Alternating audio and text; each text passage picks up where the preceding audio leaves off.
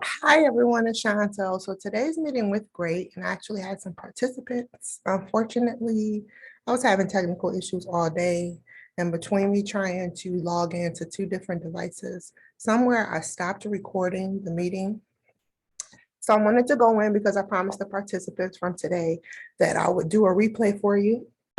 So I'm gonna try and run through the slides and everything for anything you may have missed, as well as anyone who wanted to attend today and either logged on and got kicked off at some point, or just would like to catch up because they weren't able to get involved at all. So one of the main things about writing a powerful story is creating conflicts and then resolution. And oftentimes you will take your character through a number of challenges and obstacles.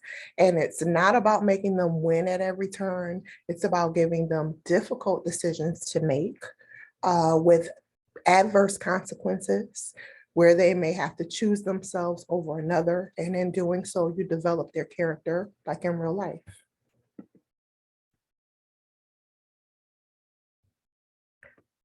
What conflict does in the story as a device is it builds or exposes character. So I have a scene from one of my favorite movies here, The Godfather, one of my favorite trilogies. And Michael Corleone is the youngest son who was slated to be just a regular person. He went to college, he went in the military, and he was not supposed to be a part of the business at all. However, when his father is assassinated while out with his middle brother, he ends up going to the hospital and basically saves his life. So as a consequence, the father begins to recognize that Michael really is best suited for the job.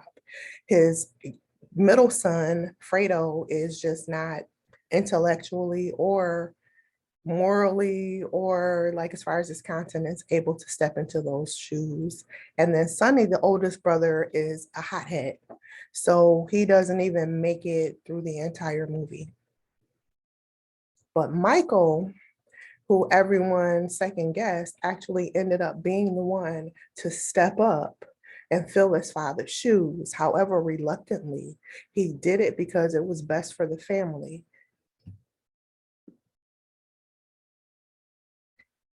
First, we need to recognize that there is no conflict in the story without obstacles. So now we have a screenshot here from the Titanic. This is one of the most memorable scenes in which Jack has to sacrifice himself for Rose. He has a choice. He can let her float on the piece of wood.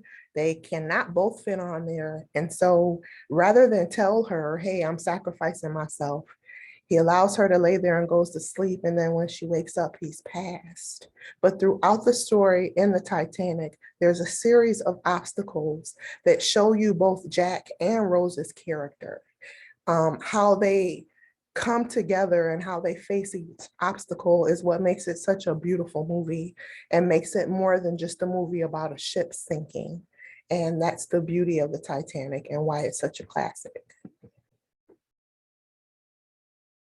Conflict comes in many ways. The two primary conflicts are internal and external, what the character is dealing with inside that they have to navigate and negotiate, as well as external circumstances. So character versus character, you have a clear hero and a clear villain, or maybe not so clear, but you have direct opposition and you understand that when there's a story, especially like when you're writing a log line, say for a movie, you have protagonist trying to meet a goal, antagonist trying to stop them. And the antagonist is not always a villain. It could be a well-meaning friend. It can be a reluctant ally, but character versus character is the first one.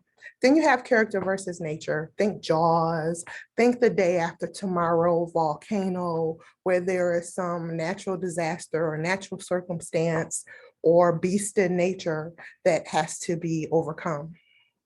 The character versus the supernatural.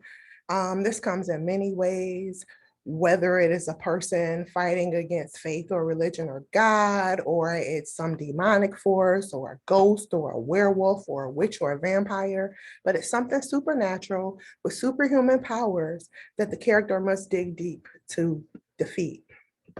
After that, you have character versus self, which i.e., same as internal conflict, or a person who gets in their own way. They're their own obstacle. They're their own worst enemy, or they're called to do something that conflicts with their internal compass. You have character versus society, where it may be a slave movie, a movie like Selma, where you have Martin Luther King rising to the occasion of fighting civil rights, but society is already set in one path. And then you have the character trying to break that systemic issue. And last, there's character versus technology or machine. We see that in movies like The Terminator, which I'm going to play a clip from later. Nowadays, I think that technology can be social media. You can have a whole movie about, for instance, clickbait, where the man was taken and his video was put up, a video was put up of him being on the precipice of being murdered, and it was up to the audience to determine whether or not he would live, and whether they liked the video and got to a certain number of likes, determine whether or not the antagonist in the movie took his life. So we'll go forward. When you think of character versus character, we'll go back to the Titanic. So you have Jack and Rose, and the primary antagonist in this was Cal, a affluent man who wanted to marry Rose, whose mother more or less had promised her to him. And he is incensed that she wants this commoner, this poor man, over him. So he spends the entire movie trying to convince her to choose him over Jack, to no avail. Character versus nature, I'll come back to the Titanic. The giant iceberg that sunk the ship. That was the undoing of everyone on that ship. But for the ship itself, because the Titanic itself, the boat and all its luxury, and with all its legend and its mystery, was really a character as well. And nature was its adversary, and it proved to be its undoing. You've got character versus society. So you have Jack and Rose again, but more importantly, Jack, who is from the lower ranks of society, trying to woo this girl who is way out of his league. And not only is he fighting against Cal, her mother is also in the other side. And then he does have a benefactor in the character that helps him to find a nice suit that fit her husband and come to the dinner. But even when they come at that table, he's humiliated and embarrassed. He's framed for stealing a piece of jewelry, and society does not want to allow him any type of upward mobility. They want to keep him in this space that they feel he is supposed to be in. Another example of character versus society, I'll go back to The Godfather. You have Michael Corleone, who through all three movies, it was never his intention to get into the criminal life. It's something that just kind of happened. And once he got stuck in, he was like, every time I try to get out, they pull me back in. And in the last movie from the trilogy, he attempts to buy his way into respectability by interfacing with the Vatican. They ultimately end up taking his money as well, and he has to resort back to his violent nature in order to exact his revenge. So he's in a situation where society, again, doesn't want him to move or navigate from the space that he occupies.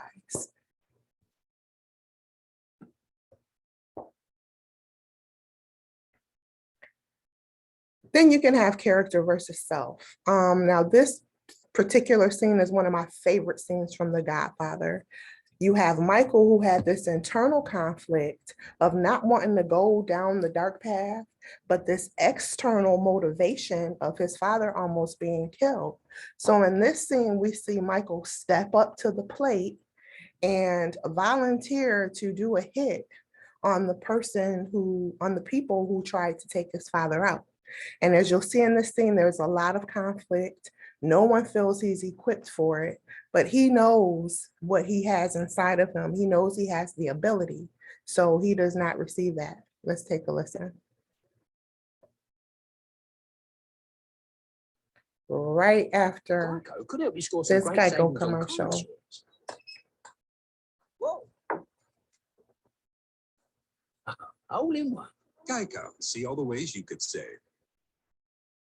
What about this plus? What do we do with this copy?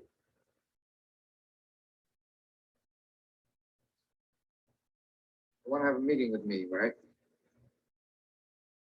It will be me, Husky, and Soletsa. Let's set the meeting. Get our informers to find out where it's going to be held. Now, we insist it's a public place, a bar, a restaurant, someplace where there's people, so I feel safe. You're going to search me when I first meet them, right? So I can't have a weapon on me then. But if Clemenza can figure a way to have a weapon planted there for,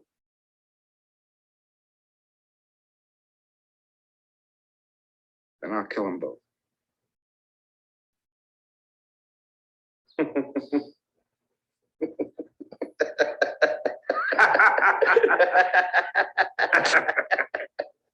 Hey, what are you gonna do? Nice college boy, huh? Didn't want to get mixed up in the family business? Now you want to gun down a police captain, why? Because he slapped you in the face a little bit? Huh?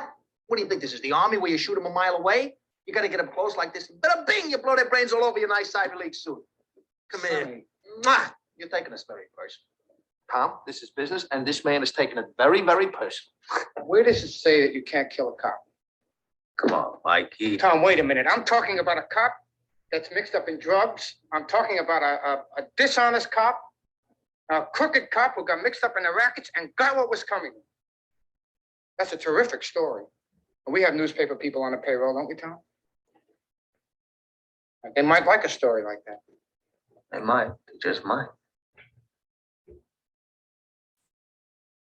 It's not personal, sir. It's strictly business.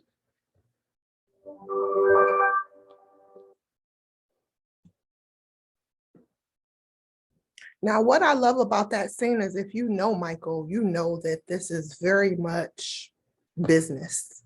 Personally, he would like to just stay out of the family business.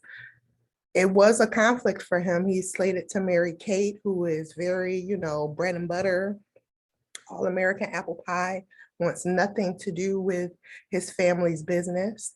And he has to make a choice because ultimately, whether or not he gets involved, he's still a target.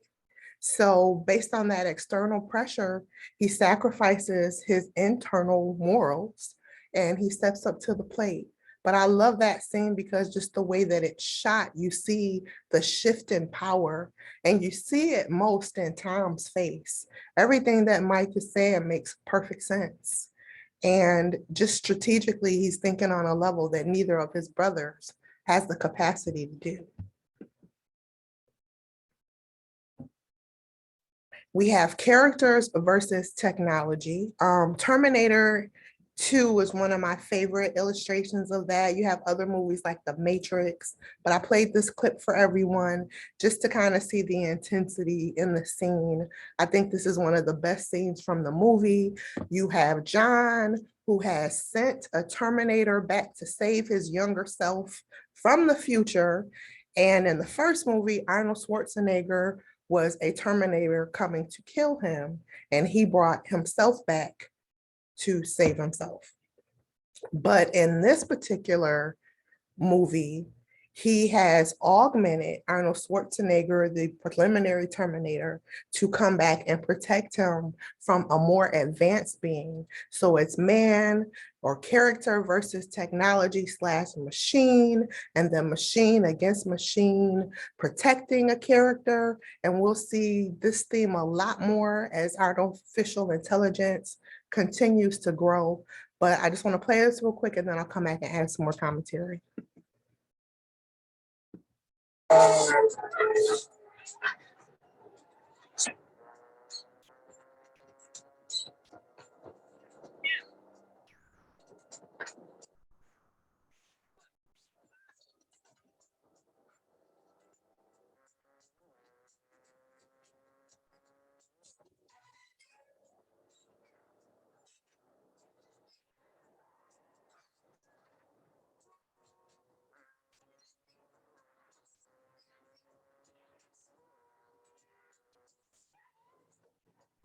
Machine in a machine.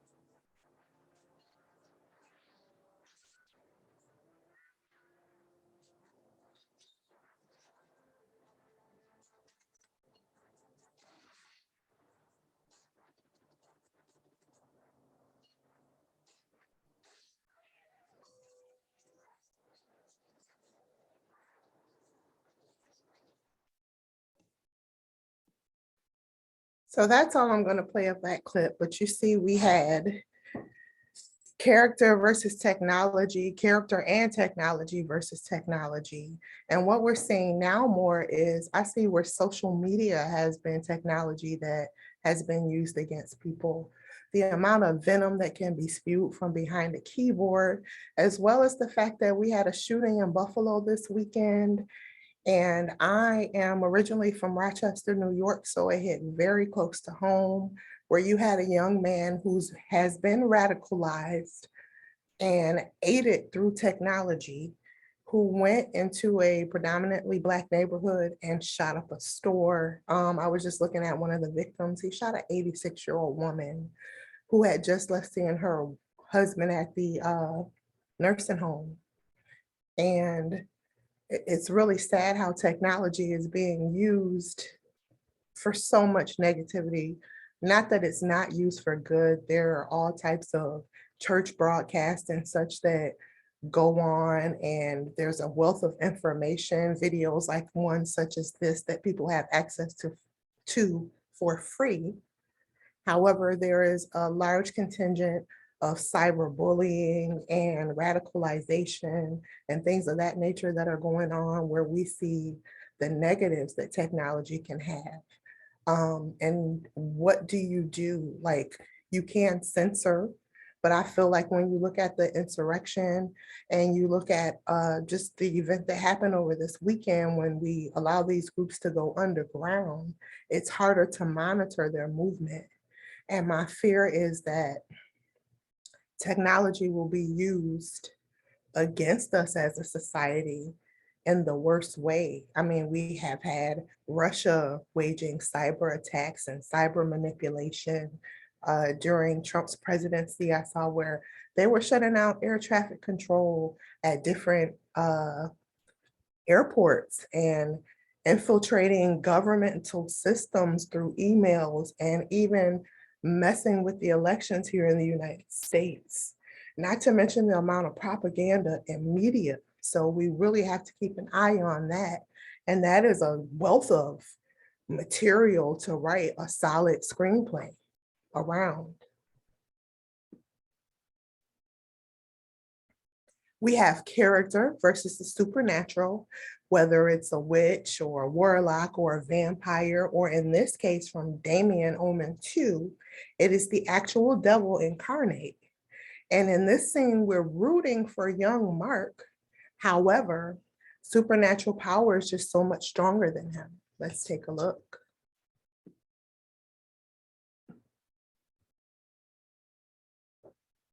Why are you running away from me, Mark?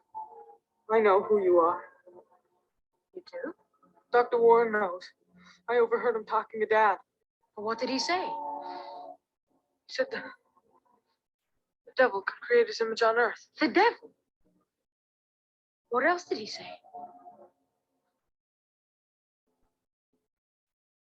Say it, Mark.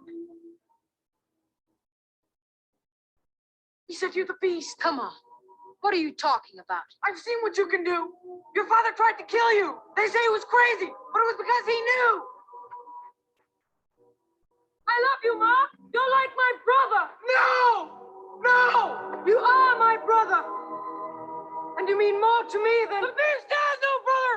Don't call me your brother! Listen to me, Mark. Admit it. You killed your mother. No! She wasn't my mother. I was adopted. A jackal. You were born of a jackal. Yes. Born in the image of the greatest power in the world, the desolate one. Desolate because his greatness was taken from him and he was cast down. But he has risen, Mark, in me. Come with me, Mark. I can take you with me. No. Don't make me beg you, Mark. No, Damien.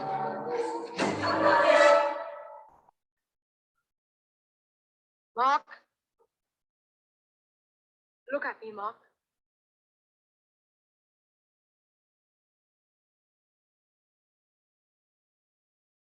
I'll ask you once more. Please come with me.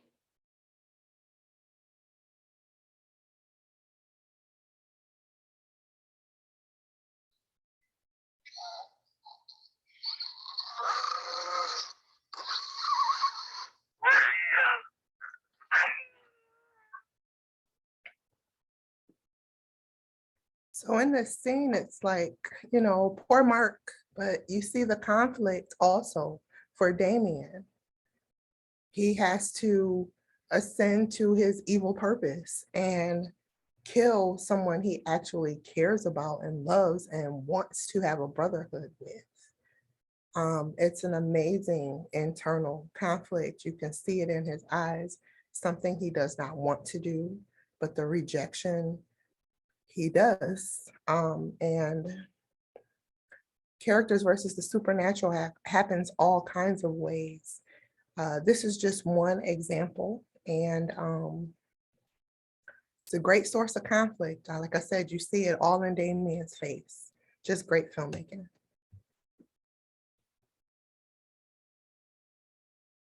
So it's Sunday, you know, and I'm not trying to convert anybody, but when you talk about conflict, there's a reason why the Bible was the greatest story ever told. All throughout the Bible, with the exception of perhaps technology you see all of the conflicts. There's man versus nature. If you're looking at Noah's Ark, there's a supernatural element all through it of God. There's the internal conflicts that people face. Abraham, for example, had to choose between sacrificing his son and service to God. And he did try and, attempt to do it, although he was given a way of escape. When you look at the story of Jesus, it is one of the best examples of conflict from the onset of his life. Herod is killing all the baby boys in the region in order to kill this one Messiah. He has to go away to Egypt. When he returns from Egypt, it's a societal thing where you have the people who were under the law questioning the very miracles that he was doing and calling him Satan himself. He has internal conflicts in the Garden of Gethsemane where he's talking to God, asking him, please take this from me. And again on the cross when he says, why have you forsaken me? Even when he rises from the tomb, there is external conflict. There is Thomas doubting and questioning whether or not he truly is who he says he is. And still today, people who served him were persecuted rather. Conflict. And it's one of still the most controversial doctrines around today. So even if you look at it just from a perspective of story, if you're not a believer, the Bible has so many brilliant examples of conflict from every angle. And like I said, I feel like that's why it's one of the greatest stories ever told. So we did have a question session at the end. However, something that I did with the group was to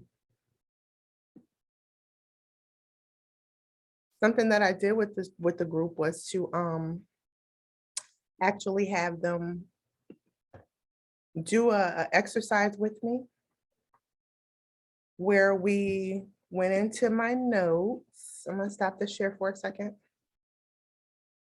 Where I pulled up my notes and we created a little story and created a conflict of our own. So I'm gonna find that here and read back what we came up with. In just a second here.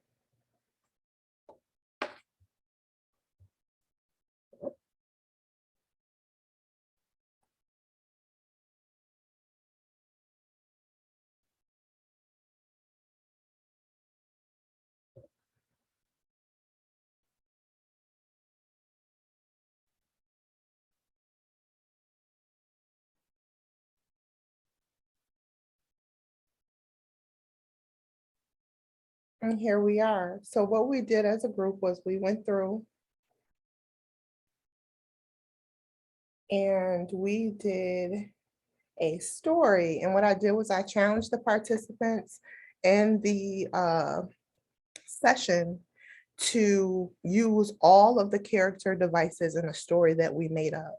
So someone suggested the character Marcy, and I just let them tell the story and I took notes. So what we did was a little exercise to show how you can write a treatment and employ all the different devices to add more challenges and more obstacles for your protagonist to go through. So we had Marcy, who woke up and looked in the mirror, and there was a big pimple on her chin the day before prom. And it made her feel ugly. So she had this internal conflict going on, character versus self. In order to feel better about herself, Marcy took a selfie and she posted it on social media with a filter to boost her self-esteem and to get some external validation. So everyone liked and loved her picture, and that made her feel better for a season. In order to try and get rid of it in real life and not with the aid of a filter, she used the pimple cream, but she had a reaction to the pimple cream because of the sun. So that caused a rash and it spread and it was even worse. After that, she had some societal pressures because she ran into people who had seen her on social media, and they began to ridicule her and make fun of her because of the pimple. From there, she sees her prom date, because it says give us her direct character. So her prom date brought up her appearance and made her feel worse. In order to combat that, she calls her grandmother, and one of the people in the group suggested that her grandmother did a cleaning ritual, but there was a consequence to it. There was a price to pay. So her skin cleared up, but she ended up blinding anyone who saw her. So now no one could see her beauty. The basis of conflict or creating a conflict, whenever you have a story, the character has a goal and there's an antagonist trying to stop them from reaching that goal. So the character must overcome whatever the obstacles are, or they learn something although they don't overcome the obstacle, or it changes them and it causes some type of self-reflection or character development. And that development can be for better or for worse. At the end, we came to a phrase that one of the participant, Kells, came up with it. He said, you should have a simple goal, but a complicated journey. And I love that. So his example was the person's going across the street to get a sandwich, but it's a horrible day. There's rain, there's everything. And we talked about how Marcy's story may have gone different. I talked personally about like weight. Rather than it being a pimple, she woke up that day and she just felt, low self-esteem because of her weight, or she felt bigger.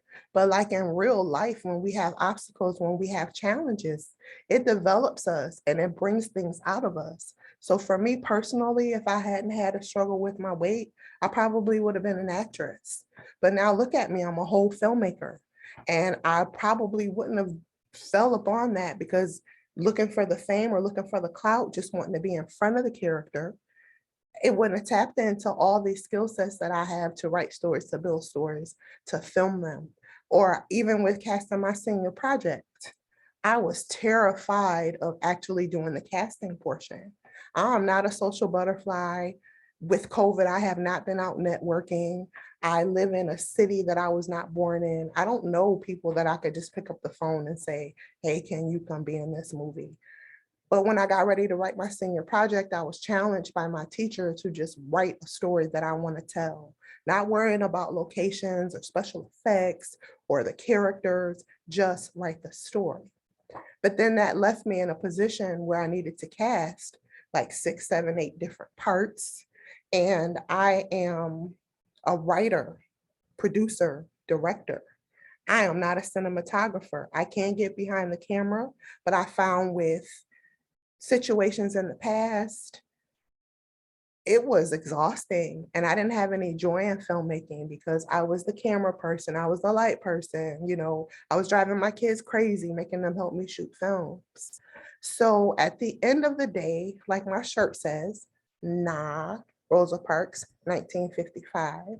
My point is, when you are trying to develop a character, the point of conflict is to say no. Anything that we work for gives us a greater sense of satisfaction than things that are just handed to us. And when you create no's or challenges for your character, it's great to have the consequences also be in opposition to each other.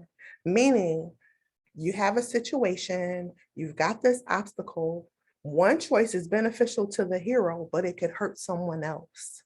And when we see those types of conflicts, they make for a great story. So I just wanted to do a quick recap of what we went over to today. As I said, I had a number of technological challenges, everything from getting it going and kicking a bunch of people out of the meeting until I got to the end and realized it didn't record. But I promised that I would do a recap for people who came late or people who weren't able to attend this week. And so this is that. Thank you so much for your time.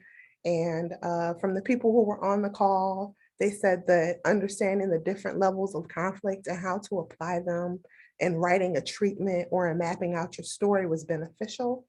So I hope it was beneficial to you as well.